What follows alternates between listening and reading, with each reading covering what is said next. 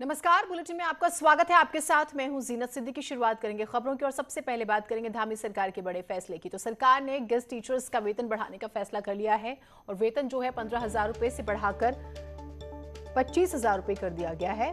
Guest teachers को प्राथमिकता के आधार पर उनके जिलों में नियुक्ति भी दी जाएगी और उनके पदों को रिक्त नहीं माना जाएगा। वहीं राजकीय पॉलिटेक्निक में सालों से संविदा पर काम कर रहे लोगों को 2018 में बहाल कर दिया गया था। उनको संविदा के आधार पर सेवा निरंतर बनाए रखने का फैसला भी लिया गया है। मनरेगा कर्मियों को हड़ताल के दौरान वेतन दिया जाएगा। हड़ताल के दौरान का जो वेतन था, मनरेगा के रिक्त पदों को आउटसोर्सिंग के माध्यम से भरा जाएगा। हर जिले का जिला रोजगार कार्यालय उस जिले के लिए आउटसोर्स एजेंसी का काम करेगा।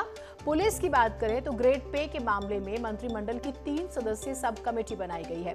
सुबोध उनियाल इसके अध्यक्ष होंगे। धन सिंह रावत और रेखा आर्य कमेटी में सदस्य होंगे। उपनल कर्मचारियों के मामले में कैबिनेट ने हरक सिंह रावत की अध्यक्षता में गणेश जोशी, धन सिंह रावत की कमेटी गठित की है। प्रदेश में विभिन्न विभागों में रिक्त पड़े 22,000 पदों पर भर्ती प्रक्रिया शुरू करने का फैसला हुआ है। बैकलॉग पदों को भी भरा जाएगा। तो ये बड़े फैसले जो हुए हैं वो हम आपको जानकारी दे रहे हैं। धामी मंत्रिमंडल ने अतिथि शिक्षकों का वेतन 15,000 से बढ़ाकर 25,000 रुपये करने का निर्णय लिया। इसके साथ साथ इनमें जो मनरेगा जो ये अतिथि शिक्षकों को प्राथमिकता के आधार पर उनके गृह जनपदों में नियुक्ति दी जाएगी और इनके पदों को रिक्त नहीं माना जाएगा। ये पहला निर्णय था। दूसरा निर्णय था जो राजकीय पॉलिटेक्निक में पिछले 12-13 वर्षों से जो संविदा प्रवक्ता काम कर रहे थे और जिनको 2018 में बहाल कर दिया गया था, उनको संविदा के आधार पर उनकी सेवाओं की निरंतरता को बनाए रखने का निर्णय भी कल माननीय मंत्रिमंडल ने लिया।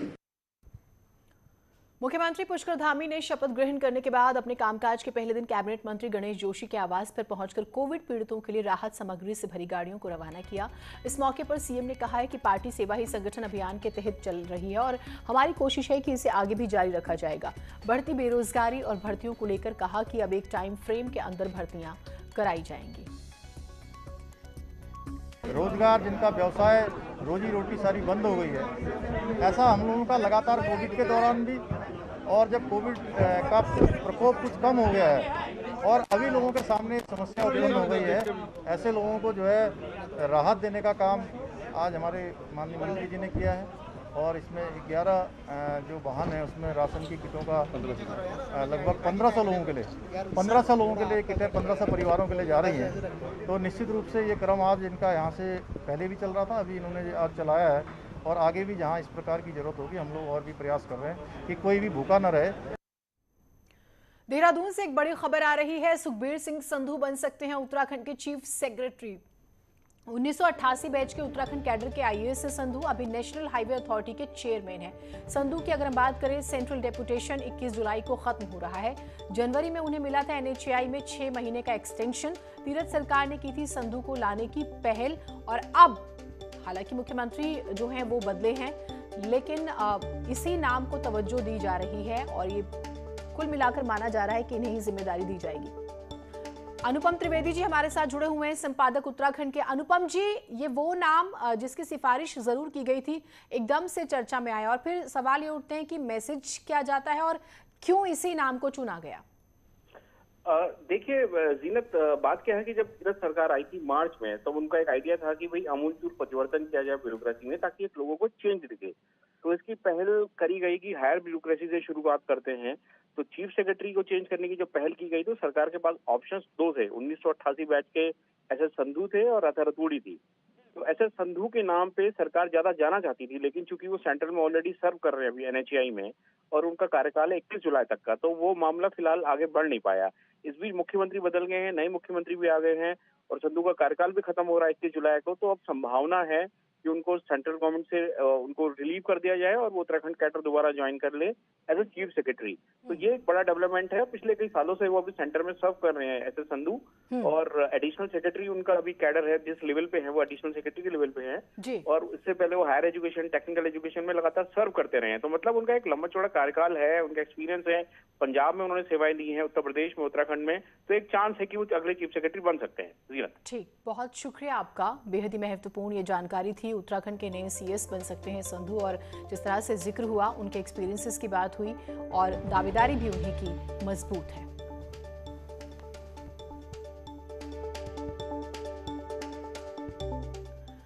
रुद्रपुर से खबर आ रही है, जहां एक दिल दहलाने वाला सीसीटीवी वीडियो सामने आया है। सोमवार सुबह उत्तर प्रदेश के रहने वाले दो युवक जब शहर के प्रमुख गाबा चौक के पास से गुजर रहे थे, तभी उनके पीछे से आ रहा एक तेज रफ्तार ट्रक दोनों युवकों को बुरी तरह से कुचलता हुआ आगे बढ़ जाता है, और ट्रक की रफ्तार इतनी ज्यादा थी कि वो युवकों को घसीटते हुए काफी दूर तक ले गया। पूरी घटना सीसीटीवी में कैद हो गई। कुचले गए दोनों युवक बरेली और रामपुर जिले के हैं। दोनों की मौके पर ही मौत हो गई, जबकि ट्रक का ड्राइवर भी बरेली का है, जिसे पुलिस ने गिरफ्तार कर लिया।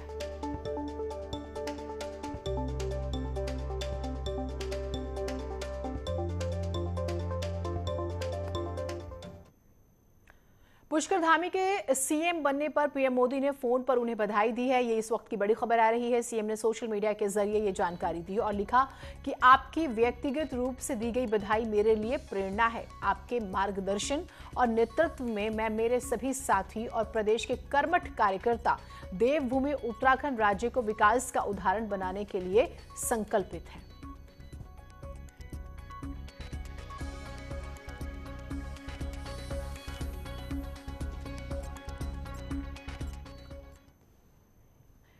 इंडो नेपाल बॉर्डर से लगे आखिरी सीमांत गांव नगरा से विधायक बनने के बाद प्रदेश के मुखिया बनने तक का सफर तय करने वाले सीएम पुष्कर सिंह धामी के गांव और परिवार में जश्न का माहौल तो है। धामी के सीएम बनने पर पड़ोसी देश नेपाल के लोग भी खुश हैं। अब इसकी क्या वजह है, आइए इस रिपोर्ट में आपको दिखाते हैं।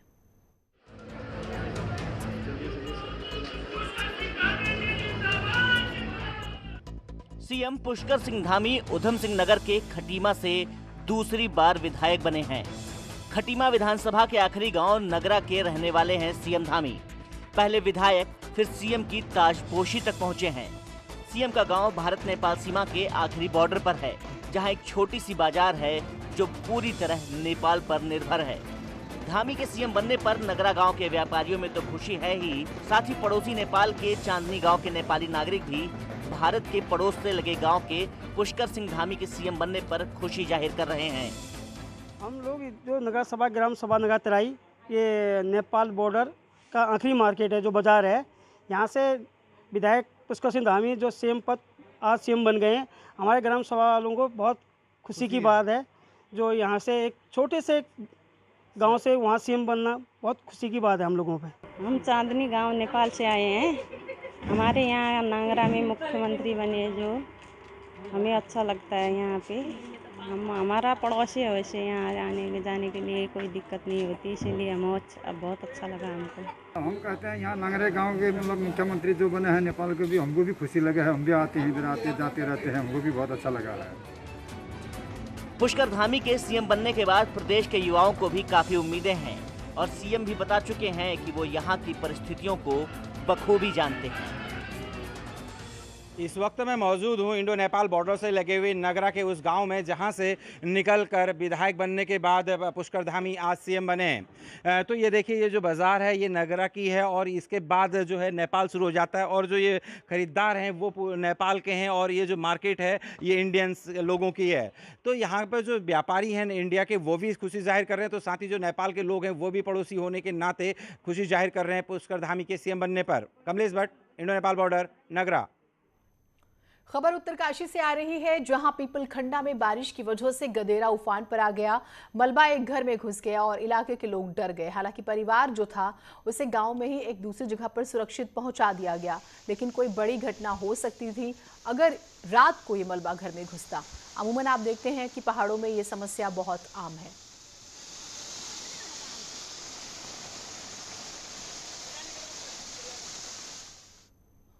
कोरोना कोरोना संक्रमण की रफ्तार धीमी होने पर बड़ी तादाद में लोग धर्मनगरी हरिद्वार का रुख कर रहे हैं। दिल्ली, हरियाणा, यूपी, पंजाब समेत कई राज्यों से लोग हरिद्वार पहुंचकर गंगा स्नान कर रहे हैं। ऐसे में भीड़ नियंत्रण और कोरोना गाइडलाइंस का पालन कराना पुलिस के लिए काफी बड़ी चुनौती है। यात्रियों की ये भीड़ वीकेंड पर और ज्यादा बढ़ जाती है। इसी वजह से रविवार को हर की पैड़ी पर जाने वाले रास्ते सील करने पड़े। सोशल डिस्टेंसिंग का पालन कराने और मास्क लगाने के लिए पुलिस की ओर से लगातार अनाउंसमेंट की जा रही है। इसके साथ ही हर की पैड़ी में मास्क न लगाने वालों के चालान भी काटे जा रहे हैं। काफ़ी दिनों पर घर से बाहर निकले हैं तो गंगा स्नान करने आए हैं। यहाँ पे थोड़ा माहौल देखा है, यहाँ पे लॉकडाउन डिस्टेंस हम पालन कर रहे हैं यहाँ पे, ठीक है, हमें वो अच्छा लग रहा है यहाँ पे आके। अच्छा, काफ़ी समय से यहाँ स्नान वगैरह बंद पड़ा हुआ था, हाँ अभी आप देख रहे हैं तो लोग स्नान कर रहे हैं क्या? हाँ, स्नान कर रहे हैं यहाँ पे, लोग सब मस्ती ले रहे हैं यहाँ पे, अच्छा एंजॉय हो रहा है यहाँ पे। तो बाहर से भी लोग आते हैं तो सबका ये रहता है कि एक बार हर की पैड़ी पे जाना है, तो उनके लिए भी यह नियम है कि वो बॉर्डर पे RT-PCR रिपोर्ट लेकर के आएँ और स्मार्ट सिटी पोर्टल पे अपना रजिस्ट्रेशन करा के आएँ। जो लोग घाटों पे जाना चाहते हैं उनसे हम निवेदन करेंगे कि आप भीड़ भाड़ वाले स्थानों पे जाने से बचिए। कोरोना की दूसरी लहर धीमी पड़ने के बाद धर्मनगरी हरिद्वार में श्रद्धालुओं की भीड़ लगातार उमड़ रही है। इस वक्त हम हर की पैड़ी पर मौजूद हैं। आज सोमवार का दिन है, लेकिन आप देख सकते हैं कि किस तरह से जो भीड़ है वो उससे सभी जो गंगा घाट हैं वो पूरी तरह से पटे हुए हैं। वीकेंड पर रविवार और शनिवार को ये जो भीड़ है ये और भी ज़्यादा बढ़ जाती है। इसलिए पुलिस के लिए भी इसको नियंत्रित करना और कोरोना गाइडलाइन का पालन कराना जो है वो चुनौतीपूर्ण बना हुआ है। आप देख सकते हैं कि लोग बड़ी संख्या में गंगा घाटों पर स्नान कर रहे हैं। ऐसा हमेशा से होता है कि हरिद्वार में वीकेंड पर और सप्ताह के अन्य दिनों में भी दिल्ली, हरियाणा, पंजाब, हिमाचल जैसे राज्यों से बड़ी संख्या में लोग अक्सर पहुंचते हैं, क्योंकि लंबे समय से लॉकडाउन चल रहा था, कोविड कर्फ्यू चल रहा था, इसलिए लोग अपने घरों में ही रुके हुए थे। लेकिन जिस तरह से कोविड कर्फ्यू में, लॉकडाउन में ढील दी जा रही है और कोरोना संक्रमण की जो गति है वो भी धीमी पड़ रही है, तो लोग अपने घरों से निकल रहे हैं और हर की पैड़ी पर और अन्य गंगा घाटों पर स्नान करने के लिए पहुँच रहे हैं। यही कारण है कि हरिद्वार में जो भीड़ का जो दबाव है पुलिस के लिए उसको नियंत्रित करना भी बड़ी चुनौती बना हुआ है। न्यूज़ 18 पुलकित शुक्ला, हरिद्वार। तो पर्यटन की इजाजत मिलती है और पर्यटन स्थलों पर भीड़ जुटनी शुरू हो गई। पर्यटक पहाड़ पहुंच तो रहे हैं, वीकेंड पर तो जाम के हालात हो जाते हैं। कोरोना की तीसरी लहर की खबरों के बीच अगर ये तस्वीर आ रही है तो ये डराने वाली है। मैदान में गर्मी की तपिश बढ़ने के साथ पहाड़ में सैलानियों की भीड़ उमड़ने लगी है। वहीं नैनीताल के टूरिस्ट स्पॉट्स की भीड़ लोगों को डराने लगी है।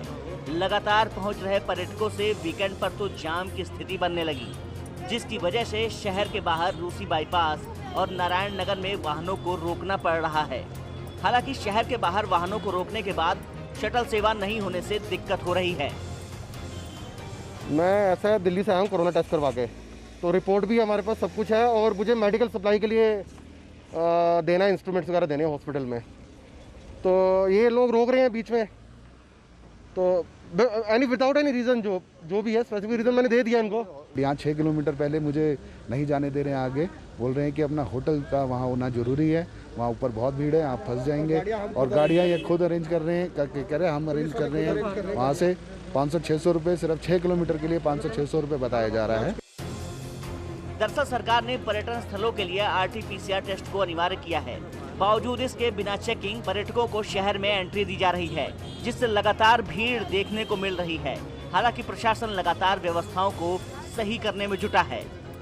बॉर्डर की चौकियां हैं, उन्हें आदेशित किया गया है कि गाड़ियों को थोड़ा थोड़ा करके छोड़ें। अगर उसके बाद भी अगर अत्यधिक भीड़ हो जाती है या अत्यधिक गाड़ियाँ इकट्ठी हो जाती हैं, कतार बन जाती है, तो उसके बाद हम लोग नारायण नगर और उसी बाईपास रुकवा कर वहाँ पर पार्किंग करवा रहे हैं। बहरहाल जो हालात नैनीताल में दिख रहे हैं उससे कोरोना की तीसरी लहर का संकट दिखने लगा है। ऐसे में जरूरत है तो सावधान रहने की और कोविड गाइडलाइंस के पालन की, जिससे आप सुरक्षित रह सकें। नैनीताल से न्यूज़ 18 के लिए वीरेंद्र बिष्ट की रिपोर्ट। तो कुल मिलाकर लोगों को भी एहतियात बरतना होगा। तीसरी लहर का डर है और इस तरह की छूट भी जरूरी थी। एक छोटा सा ब्रेक ले रहे हैं, कहीं मत जाइएगा।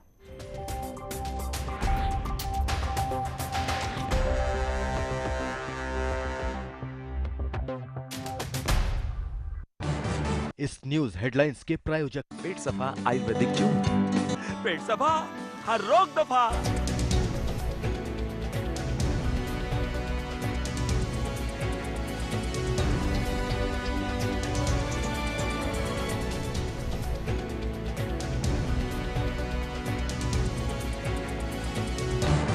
इस न्यूज हेडलाइंस के प्रायोजक पेट सफा आयुर्वेदिक चूर्ण। पेट सफा हर रोग दफा। कैसी राजनीति कर रहे हो? सबसे बड़े सवाल, सबसे बड़ी बहस, महाबहस देखिए सिर्फ न्यूज 18 उत्तर प्रदेश उत्तराखंड पर।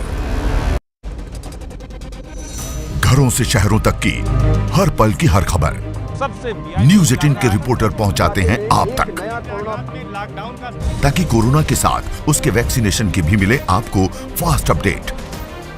देखिए यूपी एक्सप्रेस 100 सिर्फ न्यूज 18 उत्तर प्रदेश उत्तराखंड पर।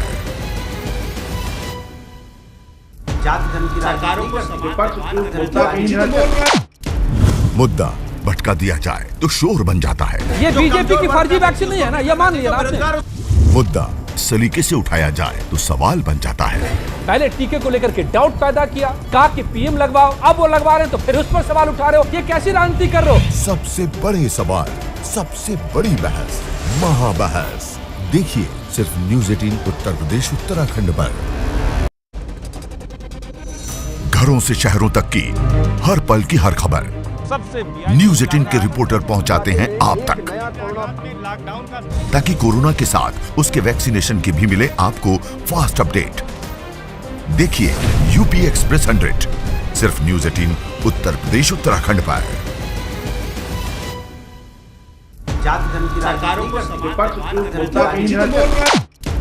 मुद्दा भटका दिया जाए तो शोर बन जाता है। ये बीजेपी की फर्जी वैक्सीन नहीं है ना, ये मान लिया ना आपने। मुद्दा सलीके से उठाया जाए तो सवाल बन जाता है। पहले टीके को लेकर के डाउट पैदा किया, कहा कि पीएम लगवाओ, अब वो लगवा रहे हैं तो फिर उस पर सवाल उठा रहे हो। ये कैसी राजनीति? न्यूज हेडलाइंस के प्रायोजक एसी चाहिए वैल्यू प्लस आइए, वैल्यू प्लस रिश्ता विश्वास का।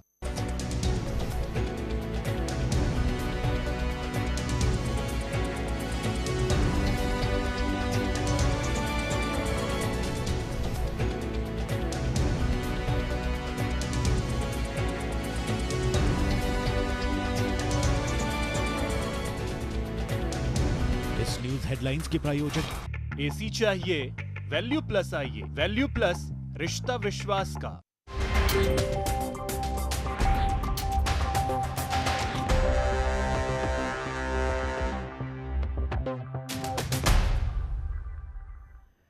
और इसी बीच एक बड़ी खबर आ रही है, वो ये कि मंत्रियों के पोर्टफोलियो के बंटवारे से पहले प्रदेश में बड़ी संख्या में शासन में बदलाव किया जा सकता है और इसके संकेत खुद सीनियर मंत्री सुबोध उनियाल ने दिए हैं।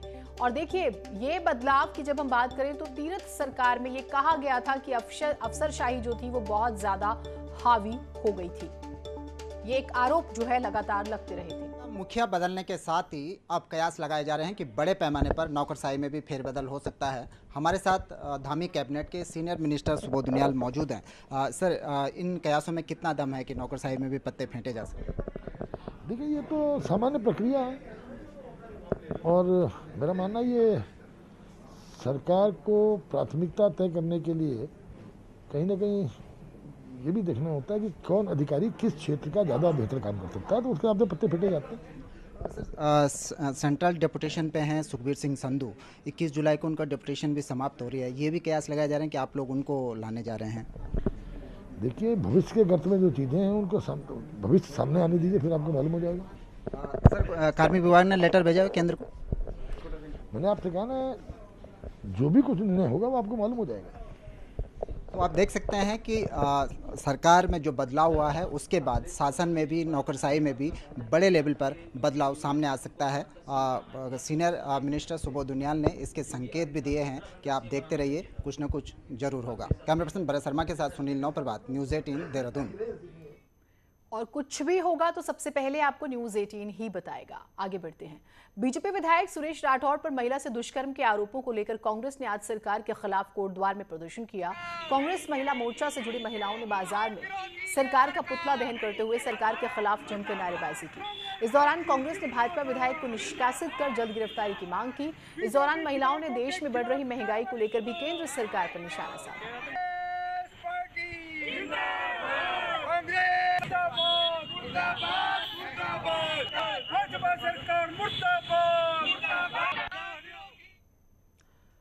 अल्मोड़ा से खबर है, जहां हरेली पर्व पर अल्मोड़ा जिले में 5 लाख पेड़ों का रोपण किया जाएगा, जिससे 2.5 लाख पेड़ सिर्फ कोसी नदी के रिचार्ज जोन पर ही रोपे जाएंगे। वृक्षारोपण में वन विभाग, जिला प्रशासन, वन पंचायत, ग्राम पंचायत, ITBP, NCC सहित कई संगठन शामिल होंगे, जिसके लिए सभी पंचायतों और ब्लॉकों को मुख्य विकास अधिकारी ने निर्देश दिए हैं।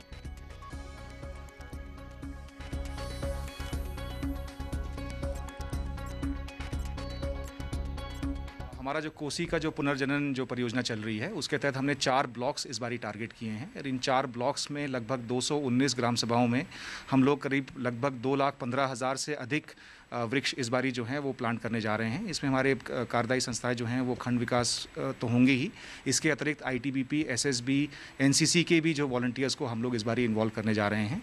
इसके अतिरिक्त जो अन्य जो हमारे 7 विकास खंड हैं जहाँ पे ये परियोजना नहीं चल रही है, वहाँ भी न्यूनतम कम से कम 5,000 पौधे उस दिन हरेला के अवसर पर अल्मोड़ा जनपद में लगाए जाएंगे। उधर कोटद्वार के कौड़िया के पास रामपुर मोहल्ले में एक साथ 17 परिवारों से लाखों की ठगी का मामला सामने आया। बताया जा रहा है कि बर्तन बेचने वाली एक महिला ने मोहल्ले की महिलाओं को लालच दिया और फिर उनसे लाखों रुपए की ठगी करी। हालांकि ठगी का शिकार हुई महिलाओं का दावा है कि बर्तन बेचने आई महिला ने उन सबके ऊपर जादू टोना कर उनसे ठगी की। अब पुलिस इस मामले की छानबीन कर रही है। वैसे ये भी कहा जा रहा है कि वो महिला 2-3 दिन इनके पास आई और उसने लालच दिया और ये सभी लालच में आ गए। पहले तो आई 2 दिन लगाई, वे लालच देती रही, बर्तनों का लालच देखा और ला के देती रही वो। फिर तीसरे दिन आई वो, तीसरे दिन गले का भी मंगलसूत्र, पायल भी, अंगूठी भी सब ले गई। तो ये खबर जो है आपको जागरूक करती है कि आप यूं ही किसी पर भरोसा ना करें और अपने जेवर ना दें। नई दिल्ली अगर हम बात करें, नई टिहरी में पानी की पुरानी लाइन आए दिन खराब होने से लोग परेशान हैं, मुसीबत में हैं। टिहरी झील से नई टिहरी शहर तक बिछी इस पाइपलाइन की बात करें तो अक्सर पानी की सप्लाई ठप हो जाती है और जल संस्थान के पास कोई वैकल्पिक व्यवस्था न होने से लोगों को पानी की समस्या हो जाती है। हालांकि अधिकारियों का दावा है कि टैंकरों से पानी की आपूर्ति करते हैं। पर भी अगर पेयजल आपूर्ति बाधित होती है तो उस दौरान जो है हम लोग टैंकरों के माध्यम से उन स्थानों पे पेयजल आपूर्ति करते हैं। आगे बढ़ते हैं। पूर्व विधायक और कांग्रेस नेता शैलेंद्र सिंह रावत ने यमकेश्वर विधायक रितु खंडूरी पर मुख्यमंत्री राहत कोष के नाम पर बंदर बांट का आरोप लगाया है। उन्होंने राहत कोष से लाखों रुपए बांटने का आरोप लगाते हुए जांच की मांग की है। शैलेंद्र सिंह रावत का आरोप है कि विधायक ने जरूरतमंदों को दरकिनार कर अपने चहेतों को सरकारी धन की बंदर बांट कर दी है। तो कुल मिलाकर मुख्यमंत्री राहत कोष के पैसे जो हैं उन लोगों को नहीं दिए गए जिन्हें जरूरत थी, बल्कि उन लोगों को दिए गए जो कि चहीते थे। ये गंभीर आरोप लगाया है और जैसे कि चुनाव करीब होते हैं तो इस तरह के आरोपों की बाढ़ आ जाती है।